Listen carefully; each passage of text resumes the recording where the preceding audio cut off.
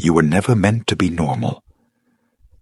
And yet, you have spent most of your life chasing that illusion.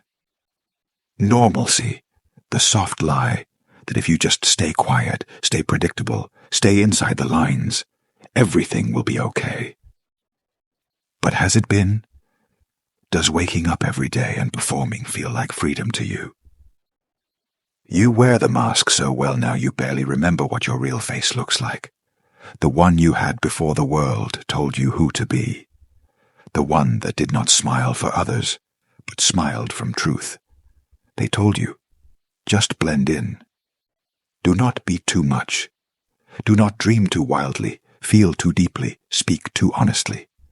And you obeyed, you shrunk, you played small. And now your soul is screaming from the inside, begging you to come back. This is the price of trying to be normal. Because normal is not safety. It is self-abandonment in disguise. There is a war going on inside you, between the part that wants to belong and the part that was born to stand apart. You think you're broken because you cannot be happy doing what others do, because you do not enjoy the small talk, because every job, every routine, every social script feels like a slow death. But you are not broken. You are awake. And that awareness is not a curse. It is your beginning. Kierkegaard called this the sickness unto death. It is the despair of being disconnected from the self, of knowing you are not living as you are meant to, and not yet having the courage to change it. You feel this sickness in your bones, in the way your days blur together, in the way your laughter feels rehearsed, in the way your goals feel like obligations rather than desires. You are not supposed to enjoy being normal, because normal was never designed for souls like yours. It was built for efficiency, for systems, for societies that fear the unpredictable beauty of the individual. Normal teaches you to fold, to comply, to settle. And when you try to bloom in that concrete, you wonder why it hurts. You were meant to grow wildly, but the world gave you a cage and called it comfort. You have tried so hard to be agreeable, to be easy to love, to be the kind of person others can understand. But in that effort, you have slowly erased yourself. This is not love. This is performance, and it is costing you your life. The craving for normalcy is born from fear. Fear of rejection, fear of loneliness, fear of being misunderstood. It is a survival mechanism, an instinct wired deep within you to belong to the tribe, to not stand out and risk exile. From childhood, you were taught that fitting in means safety, that standing apart means danger. So you learned to hide your edges, your complexities, your contradictions. But in doing so, you hid the very things that make you alive. Your quirks, your passions, your rage, your longing, all the parts of you that refuse to be tamed. You folded yourself into shapes that others could hold without discomfort. You wore masks so convincing, even you started to believe them. This is where shame lives. Shame for being different. Shame for wanting more. Shame for the parts of you that feel too intense, too loud, too strange. The world does not punish you for being normal. It punishes you for showing up as your full self. And so, to survive, you bury pieces of yourself deeper. But here's the truth you must hear. The pieces you bury do not disappear. They grow restless in the dark. They whisper in dreams. They scream in moments of despair. Trying to be normal does not silence your true self. It only makes the suffering louder. The path forward is not about fixing yourself to fit a mold. It is about remembering who you were before the mold was placed on you. Who you were before the fear, before the shame, before you learned that being seen meant being broken. That true freedom lies in embracing your wildness, your contradictions, your scars. To live fully means to carry all parts of yourself, not just the parts that are easy to love. You must learn to live with the discomfort of standing apart, to find strength in solitude, to walk through life without the crutch of approval. Because the cost of trying to be normal is the slow death of your spirit. You were meant to be extraordinary, but extraordinary requires courage. The courage to be misunderstood, be isolated, to be vulnerable. To say no to the comfortable lie of normal and yes to the difficult truth of being yourself. Embracing your true self means breaking the cycle of living for others' expectations. It means stepping out of the shadows of who you thought you had to be and stepping into the light of who you actually are. This is a process of unlearning, a dismantling of all the conditioned beliefs that told you to be less, quieter, smaller. Philosophers and psychologists have long explored this tension between individuality and conformity. Carl Jung spoke about the shadow, the parts of ourselves we reject because they do not fit societal norms. But Jung taught that true growth comes from integrating the shadow, not hiding from it. Your wildness, your darkness, your imperfections are not weaknesses. They are the wellspring of your power. Rumi said, "Don't grieve. Anything you lose comes round in another form. The loss here is the false self you built to survive. When you let it go, you create space for your authentic self to emerge, raw, unfiltered, and brilliant." Living authentically also means accepting the loneliness that comes with it. The world will not always understand you. Some will reject you. Some will try to change you. This is the price of freedom. But the alternative is a life of quiet desperation, slowly fading into the background, numbed by normalcy. To be yourself is a revolution. It is a daily act of courage in a world that rewards conformity. It requires you to build a new relationship with discomfort, to walk through fire without losing your soul.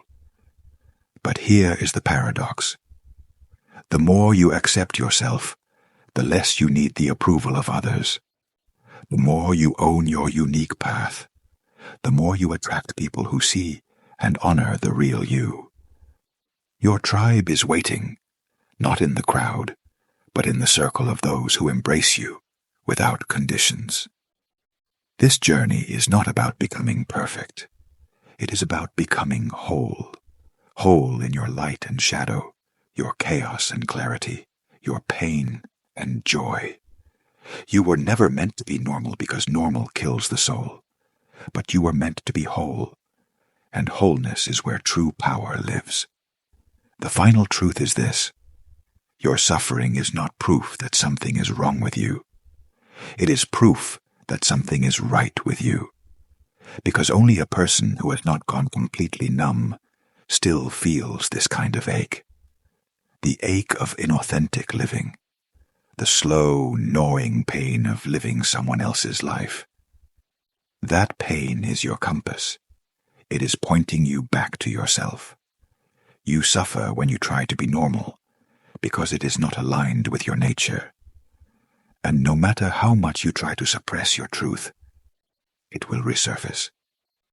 Through exhaustion, through resentment, through depression, through that strange, persistent emptiness you cannot explain. The world wants you distracted from this truth. It will offer you comfort over courage, sedation over self-awareness, and imitation over individuality. It will tell you to pursue safety, but never sovereignty, to aim for stability, but never freedom, to be acceptable, but never unforgettable. But you are not here to fit in. You are here to awaken. Awakening is violent in the beginning. It tears through your illusions. It rips apart the life you built on someone else's blueprint. But this destruction is sacred. It clears the way for something more real, more lasting, more yours. You were not born to copy. You were born to create. And creation requires chaos. You must allow the disorder within you to speak. You must stop silencing your soul in order to make others comfortable. So many people go their entire lives trying to silence that inner rebellion. They numb it with substances, with scrolling, with shallow connections and routine distractions.